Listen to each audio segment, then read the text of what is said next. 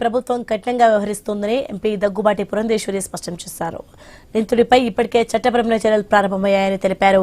ప్రజలు పాలు కొనుగోలు విషయంలో అప్రమత్తంగా ఉండాలని సూచించారు. ఇలాంటి ఘటనలు పునరావృతం కాకుండా చర్యలు తీసుకుంటామన్నారు. వ్యాపారి గణేష్ తన ఫ్రీజర్లో ఇథిలీన్ గ్లైకాల్ కెమికల్ కలిసిన పాలను పంపిణీ చేశారని తెలిపారు.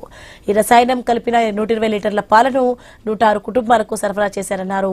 చిన్నపిల్లలు, వృద్ధులు, మధుమేహం ఉన్న వారికి ఈ రసాయనం అత్యంత ప్రాణాంతకమని నిపుణులు చెబుతున్నారని తెలిపారు. ఘటన జరిగిన తర్వాత ప్రభుత్వ యంత్రాంగం బాధితులకు వైద్యం అందేలా చేసిందని అభినందించారు.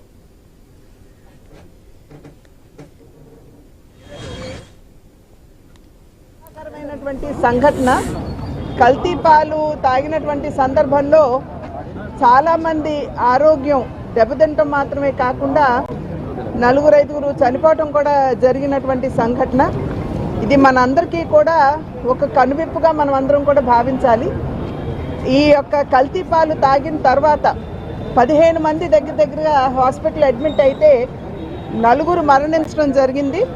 11 మంది ఇంకా ట్రీట్మెంట్లో ఉన్నారు. ఇథిలీన్ గ్లైకాల్ అనేటువంటి కెమికల్ లీక్ అయ్యి పాలల్లో కలిసిపోయి కల్తీ అయినటువంటి నేపథ్యం. 15వ తారీఖున అందరూ కూడా అతనికి కంప్లైంట్ చేశారు. పాలలో టేస్ట్లో మార్పు వచ్చింది, చేదుగా ఉన్నది అనేటువంటి విషయం అతనికి తెలియజేశారు. కానీ అతను కూడా ఇది ఎక్స్పెక్ట్ చేయలేదేమో, ఏదో గొడ్లకి బాగాలేదు అనేటువంటి ఒక నెపంతో ఈ పాలను అందరికీ పోయటం అనేది కొనసాగించాడు.